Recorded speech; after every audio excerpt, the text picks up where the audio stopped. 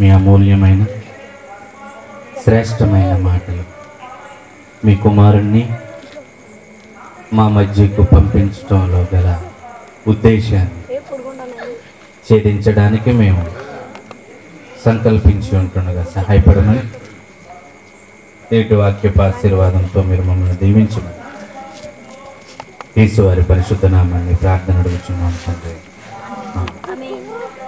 ప్రభునందు ప్రియమైన దేవుని వాళ్ళారా, ఈ రెండవ రోజు రాత్రి దేవుని యొక్క శ్రేష్టమైన మాటలు మీతో పంచుకోవాలని మన ముందుంచబడిన అంశానికి పూర్తి వివరణతో ఈ కార్యక్రమాన్ని ముగించాలని ఆశపడుతున్నాను. ఇంతవరకు తమ్ముడు జీవన్ బాబు గారు మాట్లాడుతూ దేవుని యొక్క గ్రంథంలో రాయబడిన నిగూఢమైన నిజాలను మన మధ్య చాలా స్పష్టంగా వారు ఉంచడం జరిగింది. ప్రియమైన దేవుని వల్లరా, ఆ మాటలు వింటున్న మీరు కొందరు దాన్ని అర్థం చేసుకోవచ్చు, మరికొందరు అయితే దానిని అపార్థం కూడా చేసుకోవచ్చు. ఏదేమైనప్పటికీ కూడా సత్యాన్ని మీ ముందు సాక్ష్యాధారాలతో సహా ప్రకటించడం జరిగింది అని సభాముఖంగా మీ అందరికీ నేను తెలియజేస్తాను. ప్రియమైన దేవుని వల్లరా, బైబిల్ అనే ఈ 66 పుస్తకాలు క్రైస్తవుడి జీవితానికి చట్టం అని మొదట మీరు గ్రహించాలి అని నిన్న రాత్రి మీకు నేను చెప్పడం జరిగింది. ఇది మత పుస్తకంగా కాక మహాజ్ఞానంగా, రెండవది చట్టం అంటే నువ్వు ఎలా ఈ క్రైస్తవ జీవితాన్ని సాగించాలి అన్నది ఇందులోనే రాయబడి ఉంటుంది.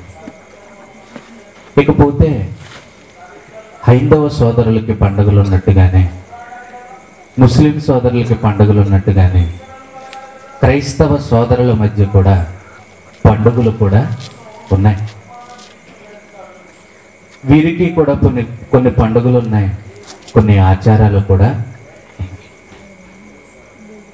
ప్రియమైన దేవుని వల్లరా, ఇప్పుడు మనం అవలంబిస్తున్నదంతా న్యూ టెస్టమెంట్ అంటే మత్తయి సువార్త నుంచి ప్రకటన గ్రంథం వరకు మనం క్రైస్తవ జీవితంలో అమలుపరిచే విధానం.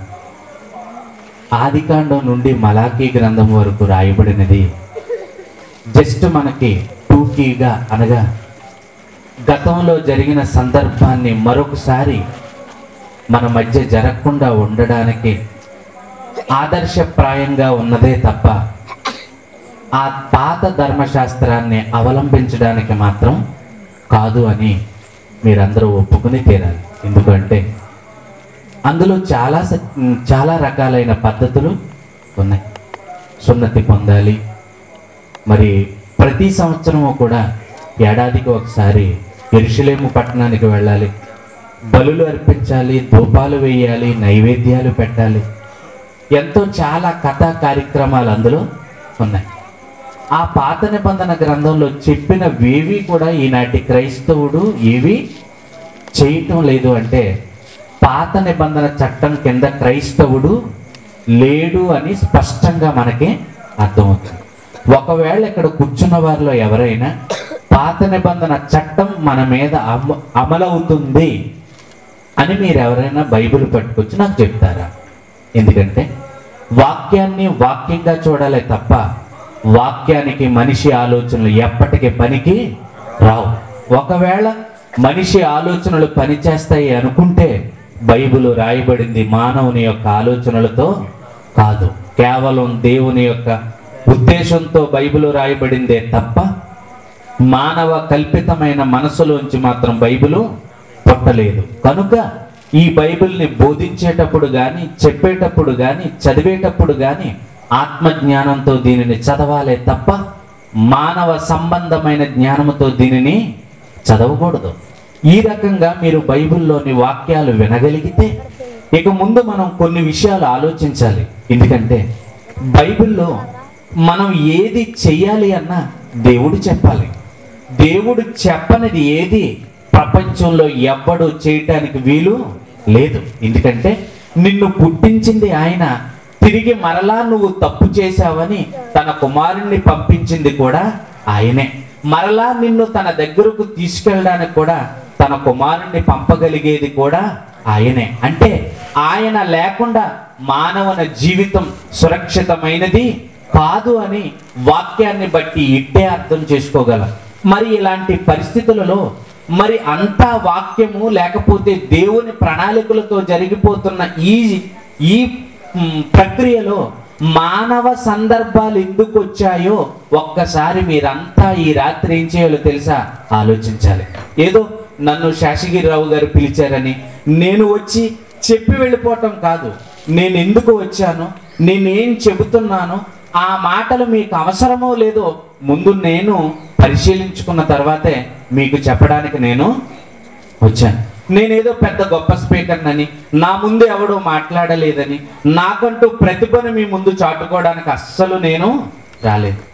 మీకు వాక్యం కావలిస్తే మరొకసారి పిలుస్తారు, మీకు అవసరం లేకపోతే మీరు ఎంతటితో ఆగిపోతారు. అది మీ నిర్ణయం మీద ఆధారపడి ఉంటుందే తప్ప నా గొప్పను చాటుకోవలసిన అవసరత ఏమాత్రమో కూడా లేదు. ఇకపోతే ప్రియమైన దేవుని పిల్లలారా, పండగ అనే క్రిస్మస్ అనే దాని గురించి మాట్లాడుకుంటున్నాం మనం. అనగా క్రీస్తు పుట్టుక రహస్యం మాట్లాడుకుంటున్నాం. అనగా ఈ డిసెంబర్ మాసం అంతా కూడా క్రీస్తు పుట్టినరోజు వేడుకలు. మరి జనవరి వచ్చేంత వరకు కూడా ప్రతి సంఘపు వారు, ప్రతి గ్రామంలో ఉన్నవారు రకరకాల పద్ధతులలో ఆయన ఉత్సవాలను చేయటం మనం చూస్తూనే ఉన్నాం. ఇది చెయ్యమని 66 పుస్తకాలలో ఎక్కడైనా మీకు రాశాడా? ఫస్ట్ పాయింట్, ఈ 66 పుస్తకాలలో ఫలానా తేదీ ఫలానా రోజు జన్మదిన వేడుక అని మీకు 66 పుస్తకాలలో ఎక్కడైనా చెప్పాడా? కానీ ఇంకో సందర్భాన్ని చెప్తాను మీకు. బైబిల్లో మరి ఆదికాండం నుంచి మలాకీ గ్రంథము ఉంది కదండి. ఇది ధర్మశాస్త్రము, పాత నిబంధన గ్రంథము అంటున్నాం కదండి. ఇది ఇశ్రాయేలీలకు చట్టంగా ఉంది కదండి. మరి ఇశ్రాయేలీలను కొన్ని పండుగలు చేయమని దేవుడే చెప్పాడు, వాళ్ళకి చెయ్యమని చెప్పాడు. మన కాలం వచ్చేసరికి అస్సలు ఒక్క పండగ గురించి కూడా మత్తయి సువార్త దగ్గర నుంచి ప్రకటన గ్రంథం వరకు లేకపోవటం విశేషం. లేని దాంట్లో మీరన్నీ కలుపుకు రావటం చాలా విచారకరం. కాదంటారా? కాదంటారా? చెప్పండి. లేనివి ఎందుకు వచ్చాయి అని నేను అడుగుతున్నాను. ఇశ్రాయేలీలకి కొన్ని పండుగలు ఉన్నాయి. కోతకాలపు పండుగ అన్నాడు, విశ్రాంతి దినపు పండుగ అన్నాడు, పస్కా పండుగ అన్నాడు, గుడారాల పండుగ అన్నాడు, పులిసిన రొట్టెల పండుగ అన్నాడు, పొలవన్ రొట్టెల పండుగ అన్నాడు, పెంతుకొస్తు పండుగ అన్నాడు. అన్నాడా లేదా? ఇవన్నీ వాళ్ళని చెయ్యమన్నాడా లేదా? ఏ దినాన్న, ఏ మాసాన్ని, ఏ నెలలో, ఏమంటే ఇంకా ఏం చెప్పాడో తెలుసా? ఏ పండగకు ఏ కూరలు వండుకోవాలో కూడా రాశాడండి దాంట్లోనూ. ఒక్కో పండగకైతే ఇష్టం వచ్చింది వండుకోవచ్చు, ఒక పండగకైతే చేదు కూరలు వండుకుని తినాలి. ఒక పండగ అయితే వండుకున్నవి మిగిలిపోయినా పర్వాలేదు, మరొక పండగ వచ్చిందంటే వండిన వాటిలో ఏమన్నా మిగిలితే చచ్చిపోతారని చెప్పాడు. ఎలాంటి చట్టం వాళ్ళ మీద అమలై ఉంటే ఈనాడు పండగలు చేస్తున్న వీళ్ళ మీద చట్టం ఏమైనా అమలయ్యిందంటారా? చెప్పాలి మీరంతా. బైబిల్ చెప్పాలి, మీరు చెయ్యాలి. బైబిల్ చెప్పకుండా ప్రపంచంలో వాడెంత గొప్పవాడైనా చేయటానికి వీలు లేదు. ఒకవేళ ఉందని వాడు అనుకుంటే వాడెవరి విరోధో తెలుసా? క్రీస్తు విరోధి వాడు. కాదంటారా? మరి ఈ 66 పుస్తకాలలో మత్తయి సువార్త నుంచి ప్రకటన గ్రంథము వరకు ఉన్న దాంట్లో మిమ్మల్ని ఏ పండగ చేయమన్నాడరా? గుడ్ ఫ్రైడే చేయమన్నాడా? ఈస్టర్ చేయమన్నాడా? మట్టలాదివారం చేయమన్నాడా? ఏం చెయ్యమన్నాడని చేస్తున్నారు మీరంతా? ఏంటి ఎలా మాట్లాడుతున్నారు అనుకుంటున్నారా? గాలి కొట్టే బోధ కాదు ఇది. నువ్వు దేవుడికి ఏదో చేయి, దేవుడు నీకేదో చేస్తాడు కాదు. నువ్వు అస్సలా నీకు ఆకారం ఏర్పడక ముందే నిన్ను నమ్మి నీ కోసం ఎంత పెట్టుబడి పెట్టాడు. నువ్వు ఇచ్చేది డాక్టర్లు గుళ్ళో ఫ్యానా? అదెవడకు కావాలి? గుడి మీద గంట అదెవడకు కావాలి? అసలు ఆయన నీ కోసం చేసినవి తలుచుకుంటే గుండాగినంత పని అయిపోద్ది తెలుసా? నువ్వు ఈ భూమి మీద నివసిస్తున్నావు చూసావు. ఈ భూమి మీద నివసిస్తున్న నువ్వు ఒక్కసారి కళ్ళు పెట్టి ఆకాశం వైపు చూస్తే నక్షత్రం కనబడిందా నీకు ఎప్పుడైనా? అది ఎంత ఉంటుందో తెలుసా? నీ నుదుటికి పెట్టుకునే బొట్టు బిళ్ళంత కనపడద్ది, కానీ అసలు రూపం నీకు తెలుసా దాన్ని? ఈ భూమి కంటే 12 లక్షల రెట్లు, ఒకంతు రెండొంతు మూడొంతులు కాదు, 12 లక్షల రెట్లు పెద్దది.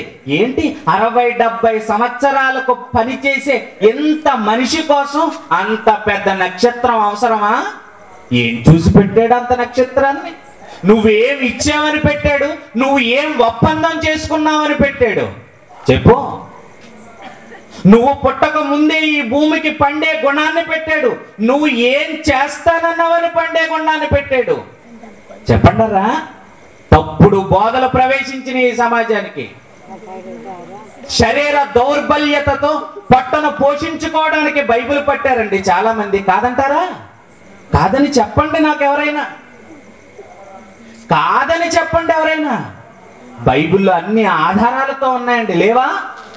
ఏమండి పౌలుగా ఏమంటారో తెలిసి చాలా మంది అండి, బోధకులు అయిన తర్వాత ఎక్కడ లేని భోగం వచ్చేది దరిద్రుడికి. అప్పుడు దాకా డొక్కు సైకిల్ తాటాకులు మంట. బోధక రంగు ఎత్తాడో లేదో వచ్చేది అంతే, షూట్ వచ్చేది ఒంటి మీదకి, కారు వచ్చేది, దరిద్రం అంతా పోద్దు వీడికి. ఏమంటాడు తెలుసా? దేవుడి దయ అండి. దేవుడి అయితే నీకు ఒకరిని చూపించాలి రాత్రి. ఎవరో తెలుసా? ఆయన మహానుభావుడు పౌలు గారండి. దేవుని దగ్గరకు రాకముందు, దేవుడు పట్టక ముందు ఆయన దేని మీద తిరిగేవాడో తెలుసా? గుర్రం. గుర్రం అంటే ఈ రోజు బెంజ్ కారుతో సమానం. ఆ రోజు గుర్రం, ఈ రోజు బెంజ్ ఎంతో ఆ రోజు గుర్రం అంతా. ఆస్తిపరుడు ఎవరు? సకల విద్యలలో కూడా పరిపూర్ణుడు, ఆరితేరిపోయిన వాడు, ఆయనకి తెలియనిదంటూ ఏమి, అంతటి గొప్పవాడు. పట్టాడు, వెళుతున్నాడు, గుర్రం మీద వెళుతుంటే కొట్టాడు అంతే. రే పట్టుకున్నాను రా నిన్ను అన్నాడు అంతే, కళ్ళు మూసేసాడు. ఎప్పుడైతే గుర్రం మించి పడ్డాడో మళ్ళీ గుర్రం ఎక్కలేదు. ఏం చేశాడో తెలుసా?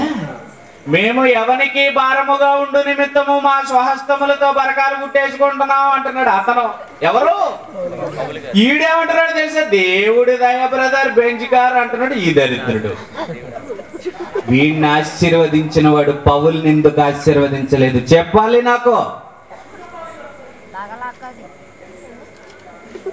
పౌలుని ఎందుకు ఆశీర్వదించలేదు? పౌలు ఎందుకు బరకాలు కుట్టుకోవలసి వచ్చింది? అన్యాయస్తుడా? శరీరాన్ని పోషించుకునేవాడా? కుమారులను కుమార్తెలను విదేశాలలో చదివించేవాడా? దేవుని సొమ్ముకు న్యాయం చెయ్యని వాడని పౌలుకి డబ్బు ఇవ్వలేదా దేవుడు? చెప్పండారా? పౌలుకి ఇవ్వలేదు. ఈ లోకపు ఆశీర్వాదాలు దేవుడు ఇవ్వడు ఎవ్వరికి. లోకమునైనను లోకములో ఉన్న వాటినైనను మీరేం చేయకండి, ప్రేమింపకుడి అంటే ఇవన్నీ దేవుడు ఇచ్చాడు అంటాడేంటి దరిద్రుడు? ఇల్లా ఎవడైనా ఇవ్వగలడు, కారా ఎవడైనా ఇవ్వగలడు. చందనా బ్రదర్స్ లో బట్టలు కొంటే కారు తగులుద్ది తెలుసా? చందనా దైవం వచ్చిందా? ఇప్పుడు ఫ్లాట్లు కూడా గిఫ్ట్ గా ఇచ్చేస్తున్నారు బంగారం కొంటే. ఈ లోకంలో ఉన్న సంపదలకి దేవుడి దయ అవసరత. పరలోకం కావాలంటే యేసే ఇవ్వాలి. యేసు తప్ప మరి ఎవ్వడు ఇవ్వలేడు. అసలు సమస్య లేదు. అసలు కారు దేవుడిచ్చాడు, పోద్దరా అది. డబ్బు దేవుడిచ్చావు, ఎప్పటికైనా బెకారోడు అయిపోవాలా నువ్వు. పాడైపోయే సంపదలు ఏవి దేవుడు ఇవ్వడు. అబ్రహాంకి ఇచ్చాడు కదండి అంటారా? అయితే నువ్వు దొరికిపోయావు. ఎవరికి? ఎవరికి? అబ్రహాంకి ఇచ్చాడు, నీకు ఇస్తాడా? అబ్రహాంకి ఇస్సాకుని ఇచ్చాడు, దేవుడికి ఇచ్చేసాడు. అంత టాలెంట్ ఉంది. నువ్వేమన్నా ఇస్తావా? చీపురు బొల్లు ఇవ్వవు దేవుడికి. 100 నోటు జేబులో ఉంటుంది, 10 పైసలు కానుకేసేస్తావు. నీకెలా ఇస్తాడు దేవుడు? నిన్ను ఎలా నమ్ముతాడు? అసలు నీ అసలు రంగు అది కాదా? రే డాడీ నీ కొడుకుని పట్టుకురారా అన్నాడు అంతే. భార్యకి చెప్పాడా? పన్నుడికి చెప్పాడా? బలేసేసే ముందు రే నువ్వేరా చస్తున్నావు, నిన్నేరా ఇమ్మన్నాడు, ఇది లేక లేక ఇచ్చాడు, ఇప్పుడు ఇచ్చేయమన్నాడు రా అని చెప్పాడా? చెప్పలేదర్రా. ఆయన ముందు మీ విశ్వాసం ఏంటి? ఆయన ఆశీర్వదించిన దేవా నన్ను కూడా ఇచ్చాడంట, నీకేమిస్తాడు? నువ్వేమీ ఇవ్వవు అతనికి, నీకేమీ అతను ఇవ్వడు. నేను చెబుతున్నాను, కాదనే వాళ్ళు ఎవరన్నా ఉంటే చెప్పండి. ఇస్తాడా? మిమ్మల్ని ఎందుకు నమ్ముతాడు? నన్ను ఎందుకు నమ్ముతాడు? మనకి మనమంటే ప్రేమ, అబ్రహాంకి దేవుడంటే ప్రేమ. అన్న ఏడ్చింది కదా, పిల్లాడు కావాలంది కదా, మళ్ళీ ఆ పిల్లాడిని అన్న మాట ప్రకారం మగపిల్లాడండి, మగపిల్లాడు. నువ్విస్తావా? నువ్విస్తావా? రూపాయి పడేయమంటే పడేస్తావు దేవుడికి, నువ్వు రావు కదా నీ పిల్లల్ని ఇవ్వనరు. అన్న ఇచ్చిన వెంటనే మరలా తీసుకొచ్చి ఎవరికి అప్పచెప్పిందో తెలుసా? దేవా అన్న మాట ప్రకారం పాలు విడవగానే నా కొడుకుని తీసుకొచ్చి ఎక్కడ ఇచ్చేసాను. వాళ్ళని నమ్ముతాడండి, మనల్ని ఎక్కడ నమ్ముతాడండి? యోబుకి ఇచ్చాడంటారా? పోయిన తర్వాత కూడా ఏమంటున్నాడు తెలుసా? దేవుడిచ్చాడు, దేవుడు తీసుకున్నాడు, నాకేమి సంబంధం నువ్వంటావా? చిన్న నొప్పి తగలగానే అయ్యగారి ఇంటికి రాగానే నీ పాచినోరు ఏమంటుందో తెలుసా? దేవుడు మాకు అన్యాయం చేశాడు. నీ విశ్వాసం ఇది. నిన్ను నమ్మడు, నిన్ను నమ్ముతాడని ఎవడన్నా చెప్పాడో నీకు గొయ్య తవ్వేసాడేవాడు.